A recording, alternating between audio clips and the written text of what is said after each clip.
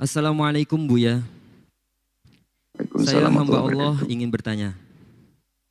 Bagaimana kalau saya janda memakai alat untuk memenuhi kebutuhan nafsu batin saya daripada saya zina dengan laki-laki? Apakah diperbolehkan Buya? Wassalamualaikum warahmatullahi wabarakatuh. Waalaikumsalam warahmatullahi wabarakatuh. Wahai hamba Allah, siapapun Anda.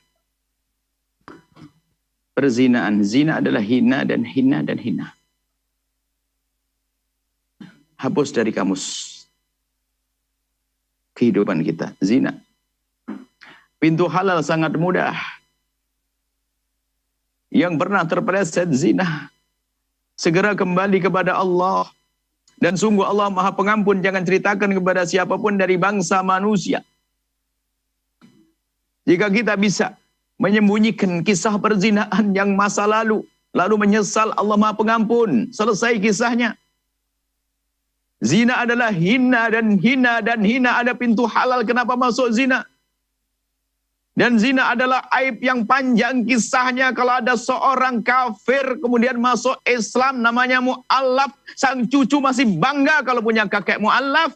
Tapi kalau seorang cucu mendengar kakeknya berzina, maka aib itu akan nempel di jidat sampai kapanpun.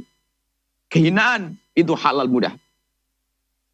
Wahai wanita yang solehah yang bertanya, bukan daripada zina. Tidak ada zina. Zina adalah kerendahan. Wanita yang memusuhi Nabi waktu itu, Hindun, memusuhi Nabi. Sampai begitu bangganya, senangnya di saat Sayyidina Hamzah terbunuh. Sampai dibelah dadanya, digigit hatinya. Sampai digelari wanita tersebut dengan Akilatul Akbat. Yang makan hatinya Sayyidina Hamzah. Allah beri tobat kesadaran suatu ketika nanti. Pada akhirnya masuk Islam. Dia masuk Islam. Suatu ketika setelah masuk Islam diajak berbaiat oleh Rasulullah. Wahai wanita-wanita, berbaiatlah, berjanjilah denganku. Mereka bertanya, janji apa ya Rasulullah? Berjanjilah kalian untuk tidak menyekutukan Allah. Baik, kami berjanji untuk tidak menyekutukan Allah. Berjanji apa lagi? Berjanjilah kalian untuk tidak mencuri. Baik, kami berjanji untuk tidak mencuri. Apalagi Rasulullah? Berjanjilah kalian untuk tidak minuman keras. Kami berjanji untuk tidak minuman keras. Apalagi Rasulullah? Berjanjilah untuk tidak zina. Hindun. Sayyidatina Hindun berkata, ya Rasulullah, atas nil hurratu, ya Rasulullah, apakah kebayang orang seperti saya yang lakukan zina sampai harus harus berbaiat? Nggak kebayang dalam kamusnya zina, itu nggak kebayang. Untuk wanita mulia nggak kebayang zina, dibayangkan. Hindun sebelum masuk Islam dengan petualangannya seperti itu. Tapi biarpun dia tidak Muslim saat itu, belum masuk Islam, nggak kebayang namanya zina. Kehinaan zina. Tapi kami ingatkan kepada siapapun namanya manusia yang pernah kepleset dalam zina, pintu maaf Allah sangat luas. Jangan ada yang putus asa dalam zina lalu berkata, sudah terlanjur mau apa lagi? Jangan begitu, itu tanda tidak diampuni oleh Allah. Tapi pezina yang diampuni oleh Allah adalah yang menyesal, sehingga dia akan selalu mengejar yang halal bukan yang haram. Anda yang bertanya, jangan berkata daripada zina. Tidak ada zina. Lalu bagaimana urusan syahwat saya? Apakah boleh seorang wanita menggunakan alat untuk memuaskan diri? Jangan pilih itu. Pertanyaannya nanti biasanya lebih dekat lagi adalah pertanyaan begini. Apakah boleh? Baik alat, pakai alat atau tidak alat.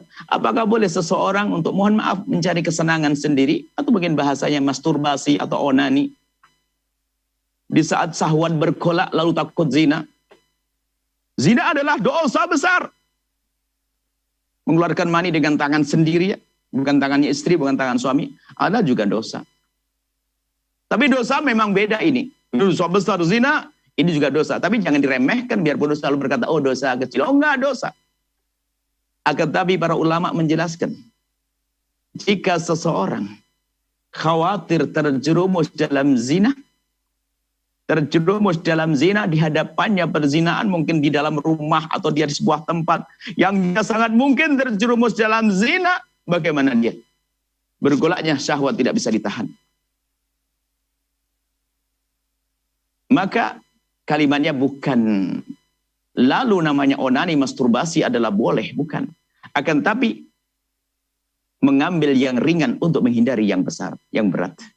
Maka lakukanlah. Bukan berarti menjadi boleh mutlak, tidak, dengan catatan. Satu, untuk menghindar dari zina. Di hadapannya adalah perzinahan. Sebagian ulama hanya menyebutkan syarat ini, padahal ada syarat yang tersirat. Ada syarat yang lain yang harus difahami adalah di samping di saat khawatir masuk dalam zina, yang kedua adalah jika melakukan yang demikian itu jangan ada menghayalkan apapun dan siapapun. Tidak ada fantasi-fantasi kotor. Tidak ada hayalan. Yang ketiga adalah melakukan yang demikian itu adalah jangan di tempat yang nyaman supaya tidak menjadi terkenang dengan keenaan saat itu. Takut zina, di hadapannya zina. Kalau tidak zina ya jangan dong. Takut zina menjadi kebiasaan. Naudzubillah, kebiasaan buruk. Bukan menghadirkan fantasi. Fantasi aja nggak boleh, apalagi nonton. Khayal nggak boleh, apalagi nonton film porno, nggak masuk dalam kamus nih. Nah ini adalah dia mencari dosa, mencari maksiat kalau begitu.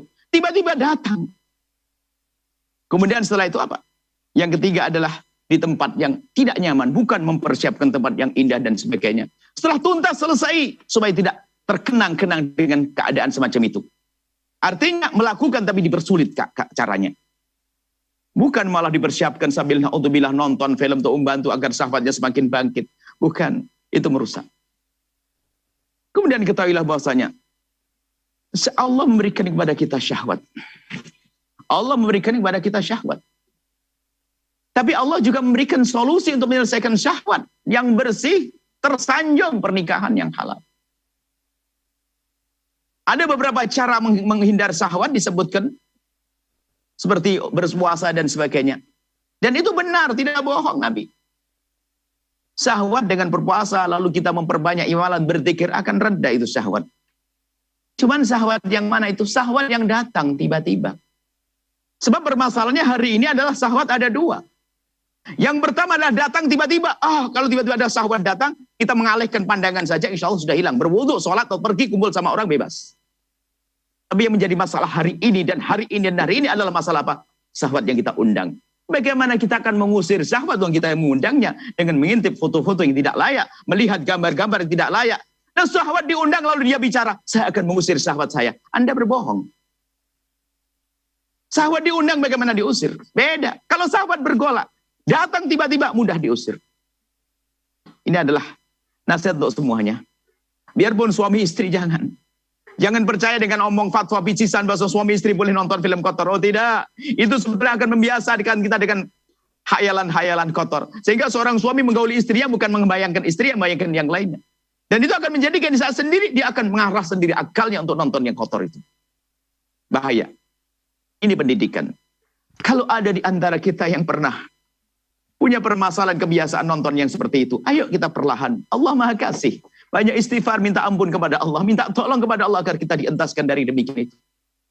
Baik ini. Jadi, bagi penjawaban kita, karena ini menyangkut banyak hal. Kita kalau menjawab, mohon maaf kalau harus panjang, karena tidak ada hubungannya itu saja. Hubungannya dengan macam-macam. Kalau sudah orang beli alat, berarti kan sudah niat. Seperti orang mendatangkan syahwat. Sehingga dia melihat alatnya saja, itu saja sudah syahwat nanti. Makanya jangan, nggak boleh dengan syahwat itu. Biarpun untuk darurat, bukan dengan alat tersebut.